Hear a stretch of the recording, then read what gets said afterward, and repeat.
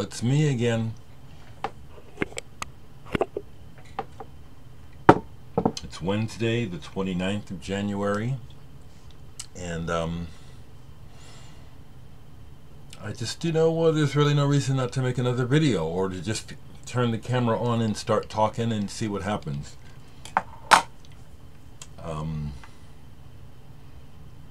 It's very interesting that I'm sitting here at home alone, and I know it, and yet when I do this, even when I'm not doing it, I feel this I feel this connection. I do. I feel it anyway, all the time, but I'm gonna move this.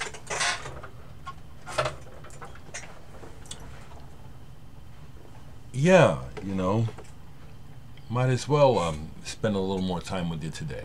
I have another fairly relaxed day of rehearsal leading up to my show with Indrima Friday night, which I'm really excited about. We're going to be playing like 3 new songs, brand new songs. Otherwise, the only thing I have to do is housework.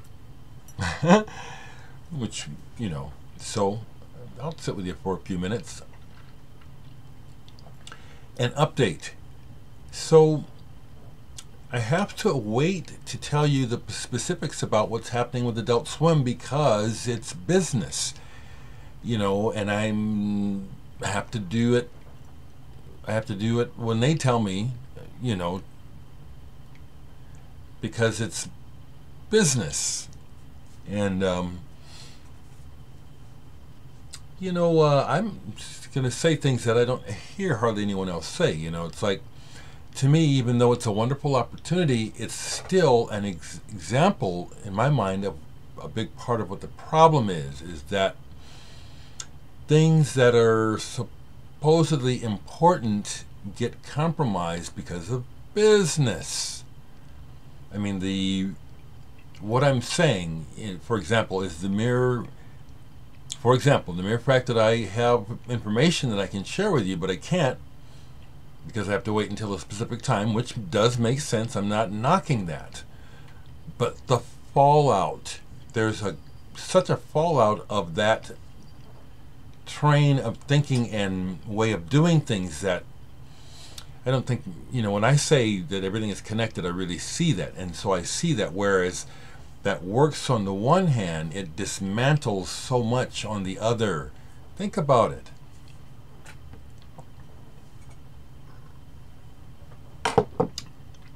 So, musically, which is, I know, the prime thing to share here, is since I've gotten my phone, honestly, I have been playing, consciously playing a few more records when I have time, with the idea of showing the pictures because it's fun, pure and simple. So last night I listened to this and played, and it's great because I rediscover how much I like stuff. Australian band, pop band, Icehouse. This is one of their big hits, We Can Be Together. Yeah, it's a great song. I'll have to tell you, I really don't like the way it ends. It's like I can just hear Iva Davies saying, well, I don't know how else to end this, so we'll just end it like this. And it really is like a, well, we don't know what else to do kind of ending. It sounds like that. It's a great song, and the ending sucks. It really does. It sounds like we just don't know what else to do, a fade. I wonder why they didn't do a fade. Anyway, 10-inch single. The B-sides are good too. I played that. Just finished playing this because it reminds me,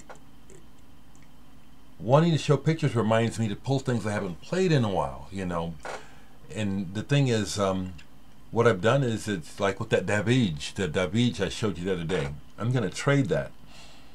I had listened to it. It's like, I don't like that. So it's like being able to really re-evaluate music in my collection. Here's one I haven't played for years because the last time I played it, I was probably in the wrong mood. Today it was glorious today. Friendship Next of Kin, featuring Selwyn Lissick. facets of the universe. This is some free, no, not free, spiritual jazz. There's a free element to it, but it's more spiritual. It's flowing. This is definitely coming out of an Albert Ayler bag. And it's good. It is. It's not even half good. It's good. It's an honest expression, so it doesn't light up real hot fireworks. But these people are. It's an honest music, and it connects. This is good. It's recorded back in 1969. Last night, loved this. This is a favorite of mine. Played this all the way through loud on vinyl. I've got it on CD, but it is more fun to play on vinyl for me, to flip the side.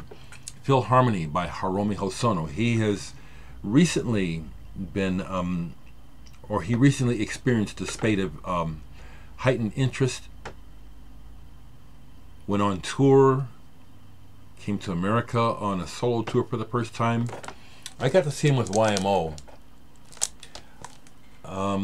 Just many plaudits that I could give this man. He figures heavily in the history of rock and roll in Japan, and he is a pioneer of electronic music, absolutely. Although he has very humbly admitted that he learned a lot through Hideki Matsutake and Isao Tomita. But this album is brilliant. Philharmony. I can't make a list, but because I'll say top 10, top 25, and then if I actually made the list, it would be 200 albums. But that's how I describe this. This is a top 10 album for me. Just amazing. This was fantastic yesterday. Side 2 of Ornette Coleman double quartet, Don Cherry. Don Cherry just will pop into my head. Some people are like that. They're who they were or who they are sometimes beyond the music is just they make impressions on our lives. Well, I'm aware of it. Don Cherry is one of those kind of people. The way that he lived, the way that I perceived his life, it's I just see many parallels. He just pops up in my head sometimes. And so I listened to this yesterday, and boy, this is again one of those sort of records and things happening when this music was coming together for the first time. It's very potent. When I listen to this, I find myself listening and realizing I'm hearing things that they're not playing, but it's there. There was a point. Okay, I can give you what I'm talking about. There's a point when I'm listening to part 2. Let me open this up here. This is a reissue. I have some original Ornettes, but this is a reissue.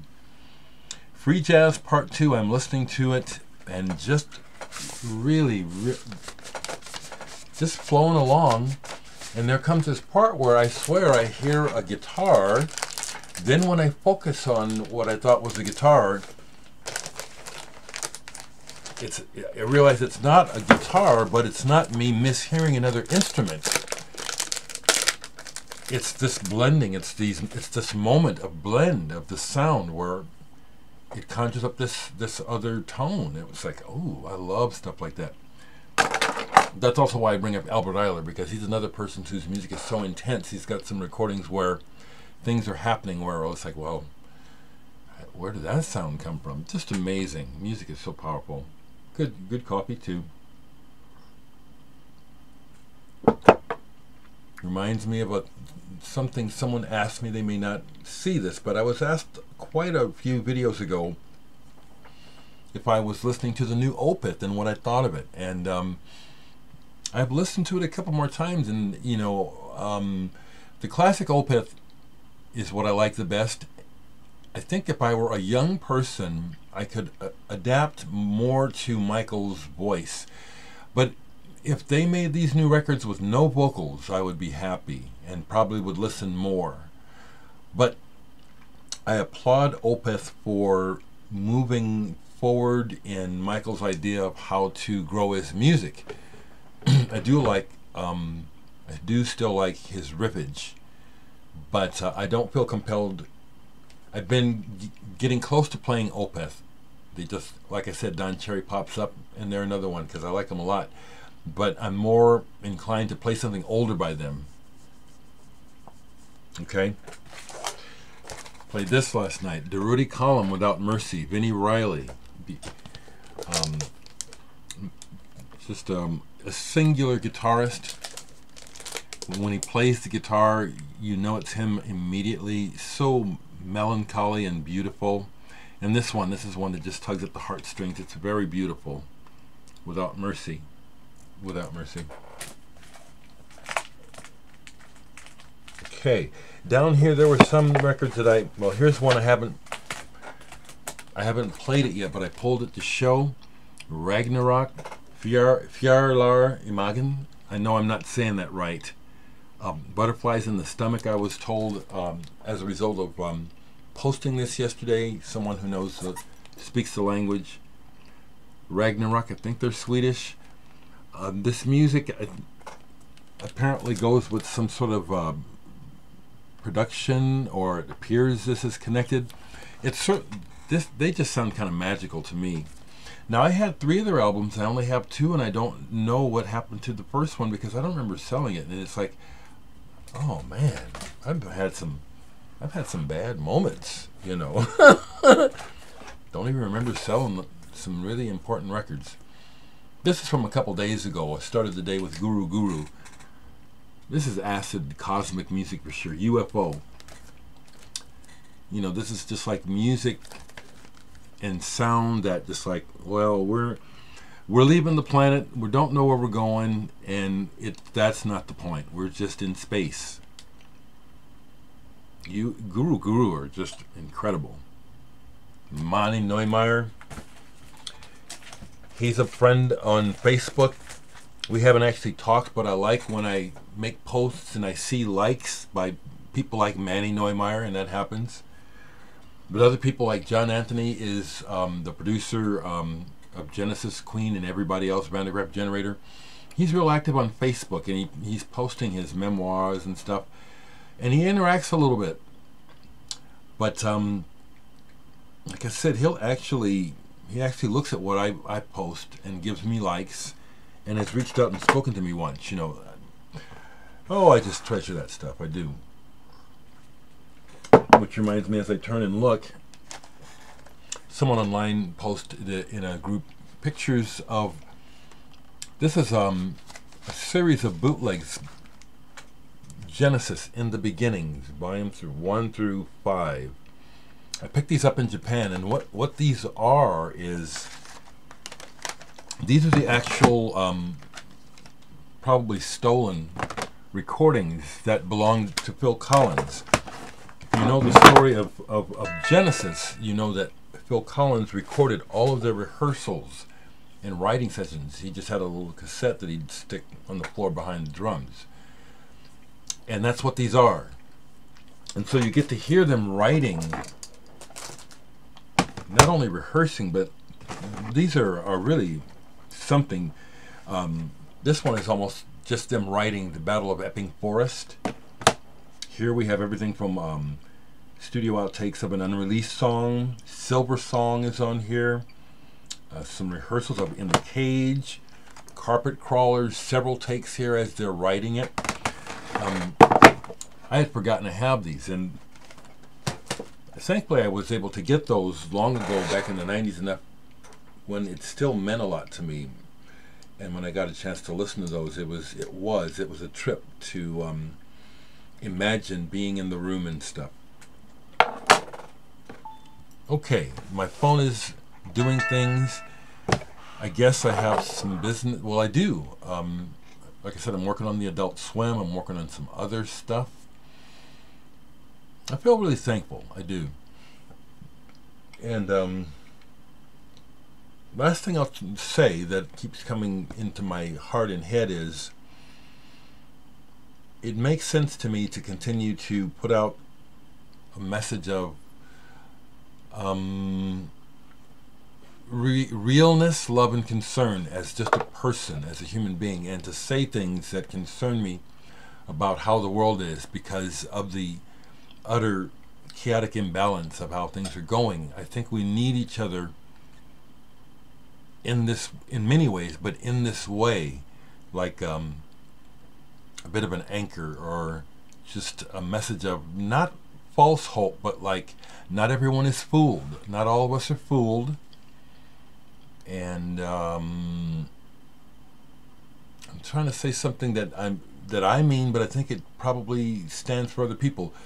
We stand ready to do what we can to not fuck stuff up, I think it's just really, and I don't care if I kind of sound a little crazy a little bit, but I see what's happening in the news, and then I see the direct effect in the community. Okay, one came to me. I'm glad I kept reaching. Here's an example. So, for example, I get up today, and in the local news, Village Inn nationally is closing up a bunch of outlets because of financial problems, bankruptcy, or whatever.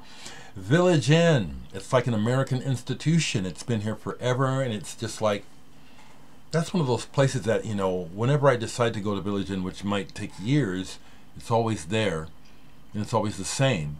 But when I go there, it's always, no, there's been times it's empty, but it's always there. But to me, that news and other news that I'm always hearing about, places closing, laying off, there's many of them. That's the true economy. See, that's why I don't go for this lying bullshit about falsely propping up Trump and this idea that he's a great president. That is an absolute falsehood. It's not true. And it's so damaging that we have these people. It's like it's a Jim Jones cult thing going on, where people are, for whatever reasons, are absolutely blindly loyal to this disastrous man and everything about him. It's really, really fucked up. If it wasn't so bad, I wouldn't be saying this.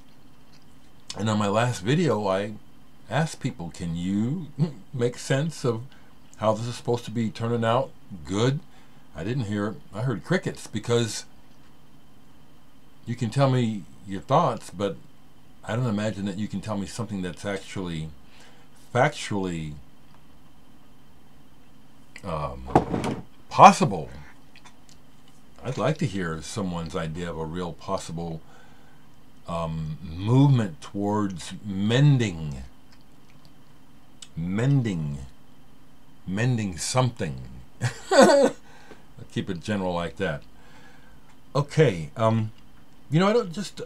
The other thing is, I keep forgetting, it's like I have t-shirts and stuff to sell. I mean, you can look at, I'll leave some links, but that's just not my concern. I'm living. I'm not here to sell you something. I'm not here to remind you to subscribe. I hate that stuff. I really do. I really hate the fact that for the main part of society that seems to be the bottom line focus. That's, can I sell you something? My entire life is focused on the fact that I have to make money. I thought living was more important than that, but I guess maybe I'm the fool on the hill, or the fool in the house. But I'm glad to be that fool.